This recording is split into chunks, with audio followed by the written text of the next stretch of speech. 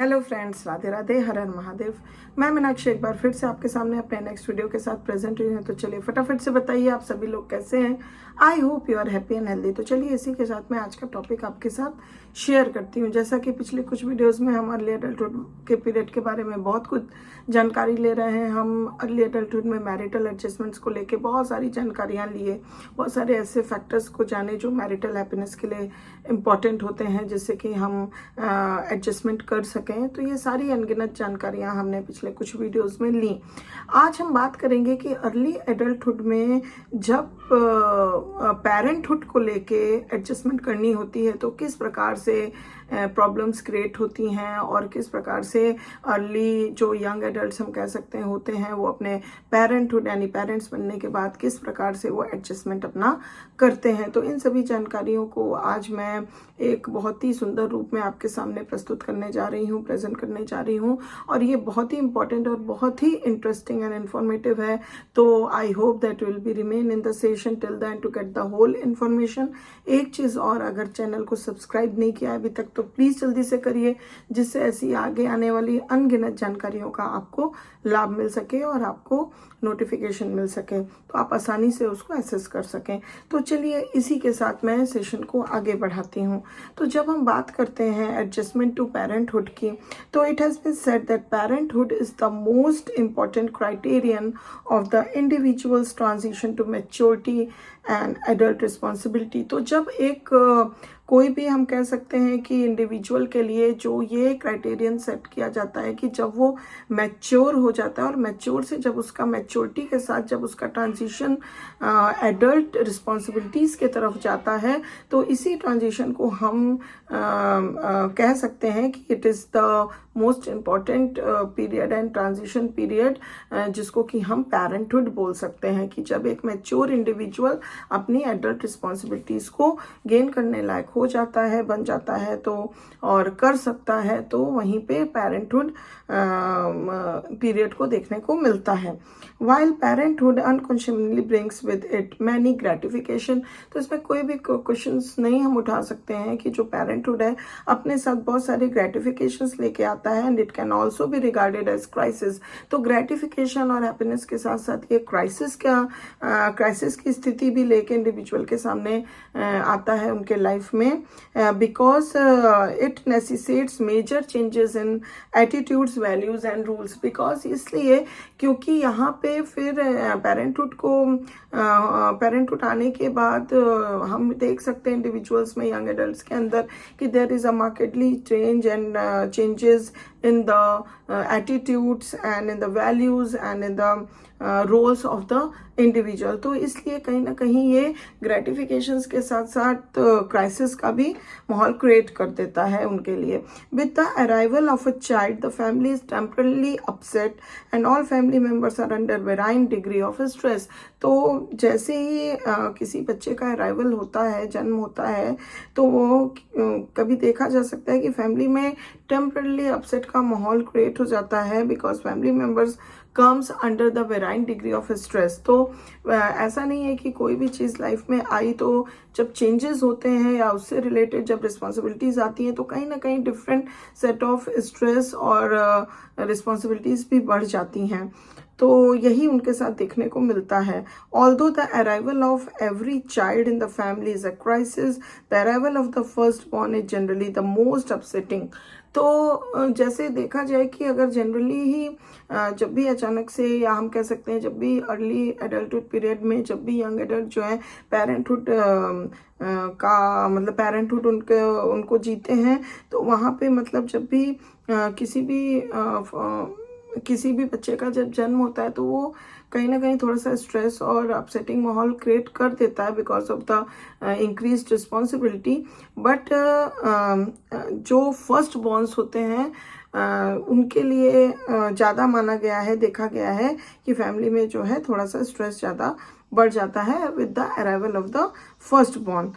ये ज़्यादा अपसेटिंग देखने को मिलता है। इसके बहुत सारे पार्ट वाइज में कारण हो सकते हैं, जैसे कि बिकॉज बोथ पेरेंट्स में feel इनएडिक्वेट for the for rearing the child और बिकमिंग द पेरेंट्स। तो कहीं कहीं क्या होता है कि पेरेंटल रोल जीने के लिए कभी कभी ऐसा होता है कि पेरेंट्स अपने आप को इनएडिक्वेट समझते हैं कि वो कैसे बच्चे को हैंडल कर पाएंगे, कैसे उनको rear and grown up brought up कर पाएंगे। तो वो इनएडिक्वेसी जो पेरेंट्स को अपना पेरेंटल रोल निभाने के लिए लगती है, वो भी एक कारण हो जाता है when the first born arrives and the situation and the environment becomes literally stressful.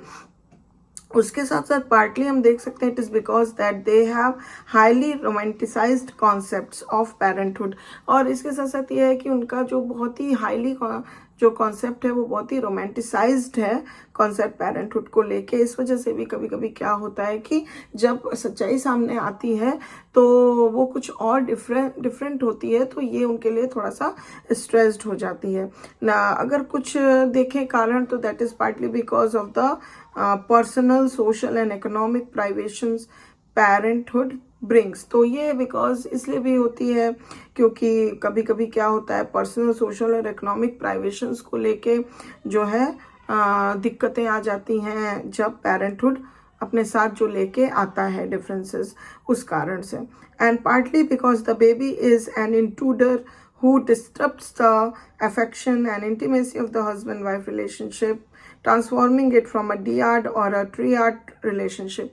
तो पहले जो हस्बैंड वाइफ का एक जो रिलेशनशिप होता है, कभी कभी बच्चे के आ जाने से वो डियाड और ट्रियाड ट्रायंगल में बन जाता है, क्योंकि वो अटेंशन जो एक दूसरे के प्रति सिर्फ रहता है वो कहीं ना कहीं खास करके मदर्स का जो है वो अपने बच्चे के प्रति ज़्यादा हो जाता है। तो वहाँ पे जो एक हस्बैंड वाइफ का रिलेशनशिप है उसमें भी कभी कभी डिफरेंसेस आ जाते हैं या कुछ डिस्ट्रप्शंस हो जाते हैं।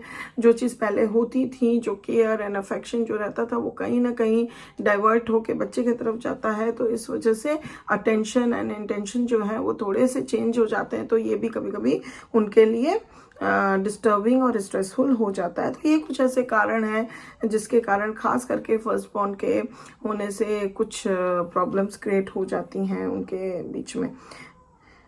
While both husband and wife must make marked adjustments in the patterns of their lives when they become parents, तो पेरेंट्स बनने के साथ हस्बैंड वाइफ दोनों के लिए देखा गया है कि मार्क्ड एडजस्टमेंट्स उनको अपने पैटर्न्स ऑफ लाइफ को लेके करना पड़ता है। बहुत सारे एडजस्टमेंट्स करने पड़ते हैं। अगर खासकर हम मदर्स की बात करें जो कि प्रोफेशनल ट्रेनिंग और एक्सपीरियंस लिए हुए हैं, उनको तो काफ़ी कुछ सफ़र करना पड़ता है और सीवियर क्राइसिस के थ्रू गुजरना पड़ता है, because they realize that they must give up a role that was highly important to them. क्योंकि उनको ये फील होता है कि जो रोल उनके लिए अब तक, because they are professionally career oriented, and जो रोल उनके लिए अभी बहुत हाईली इम्पॉर्टेंट रखता था, उसको उनको गिव अप करना पड़ रहा है because of becoming a mother और अ पेरेंट।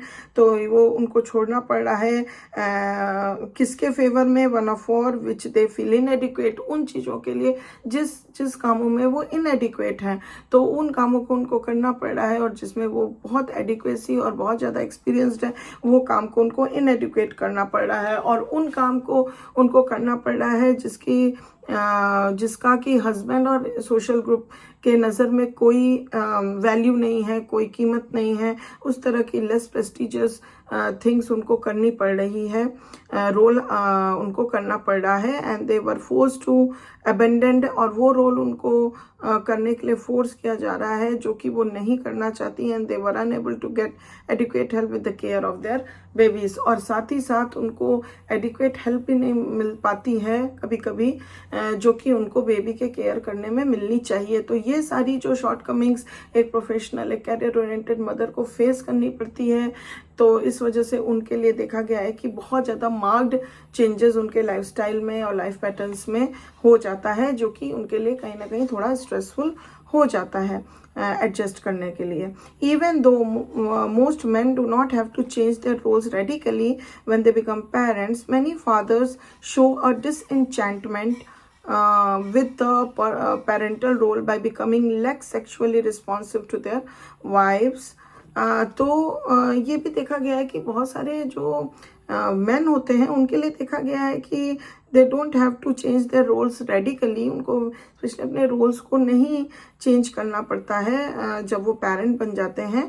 बट कुछ फादर्स के अंदर ये देखने को मिला है कि आफ्टर बिकमिंग अ पेरेंट और a father they show some of the disenchantment with the parental role. वो अपने पेरेंटल रोल के कारण थोड़ा उनके अंदर डिसएंचेंटमेंट देखने को मिलती है। किस तरह से देखने को मिल सकती है? By becoming like sexually responsive to their wifes, जहाँ पे वो मतलब ऐसा देखने को मिलता है कि they are little less responsive sexually towards their wife and worrying about economic pressure को लेके थोड़ा उनके अंदर वरीनेस ज़्यादा हो जाती है। That's why they become the disenchantment और developing feelings of resentment and being tied down. और इस प्रकार से कुछ फीलिंग, जो रिसेंटमेंट की फीलिंग उनके अंदर आ जाती है, टाइड डाउन की, वो जो है वो टाइड डाउन हो गए और included from the mother child और excluded from the mother child relationship.